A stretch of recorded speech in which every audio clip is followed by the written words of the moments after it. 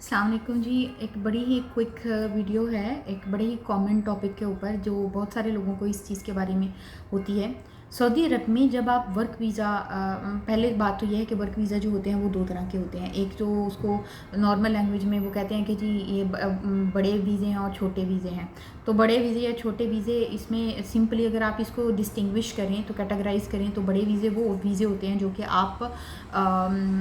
आपको industrial work के related होते हैं, ड्राइविंग के हो गए, किसी भी कंपनी में काम करने के लिए हो गए, या फिर वर्कशॉप्स में इस तरह से कोई भी काम करने के लिए, या होटल्स में किसी भी तरह का काम करने के लिए, इस तरह के कोई भी काम के लिए जो वीज़े होते हैं उनको बड़े वीज़े नॉर्मली कहा जाता है।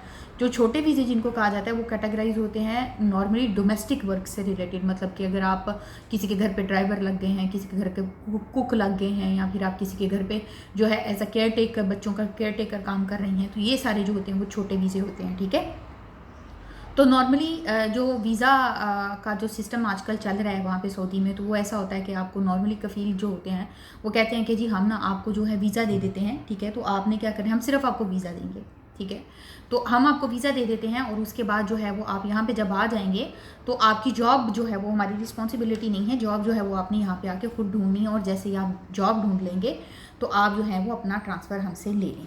अब ये प्रोसेस कैसे काम करता है, सबसे पहले जो नॉर्मल इसके चार्जेस इस टाइम पे चल रहे हैं वो चल रहे हैं 9,000 से लेके 15,000 रियाल तक, वीज़ा इंक्लूडिंग इकामा, एक साल का इकामा।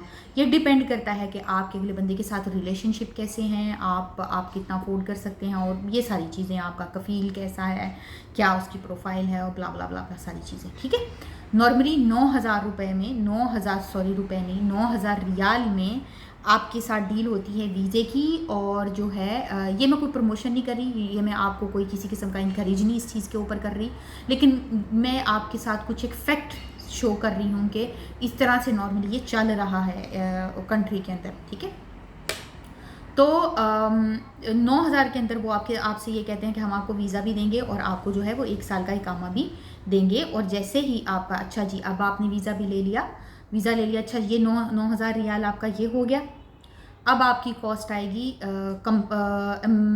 जो एजेंसी है, जो पाकिस्तान में जो एजेंसी है जो आपका वीज़ा जो है वो प्रोसेस करवाएगी। नॉर्मली वो एजेंसीज पैसे ले रही हैं इस टाइम पे 2025 में, वो पैसे ले रही हैं 30,000 रुपया। ठीक है, एवरेज जो एजेंसी है वो 30,000 रुपया लेती है आपका वर्क वीज़ा प्रोसेस करवाने के लिए। ठीक हो गया, उसके बाद 30,000 के अलावा जो है आपको अपना मेडिकल करवाना पड़ता है। मेडिकल के इस टाइम पे जो चार्जेस हैं वो 18,000 हैं। ठीक है, कुछ एक इंस्टीट्यूट आपसे 20,000 भी लेते हैं, लेकिन आपको जो पर्ची मिलती है उसके ऊपर 18,000 ही लिखा हुआ होता है। ठीक है, तो ये आपके मेडिकल के चार्जेस हो गए।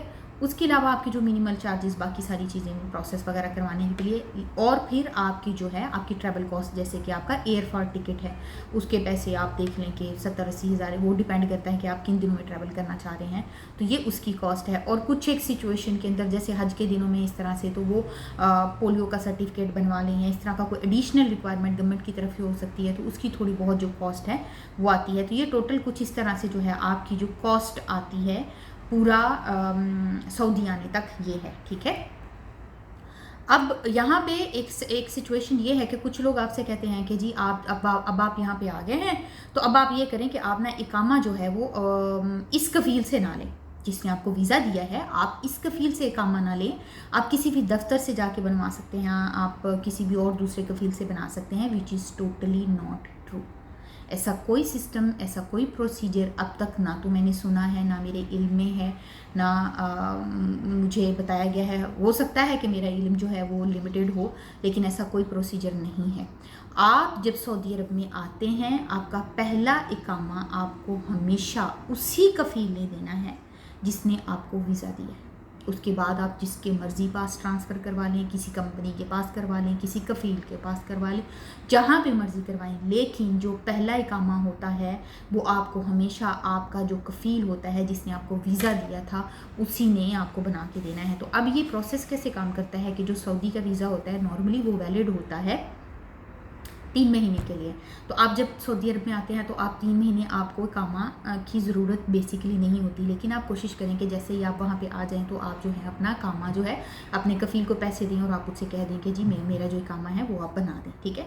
तो 3 महीने के बाद वो आपको जो है अगले पूरे साल का, 3 महीने का, 6 महीने का, जितनी भी आपकी उससे बात हुई है, जितने में भी डील हुई थी, जो भी सारा हिसाब है, तो वो आपको जो है वो इकामा बना देगा। तो पहले 3 महीने ख़त्म होने से पहले मेक श्योर करें कि आपके पास आपका इकामा जो है वो होना ज़रूरी है, ठीक है। ये बात हो गई।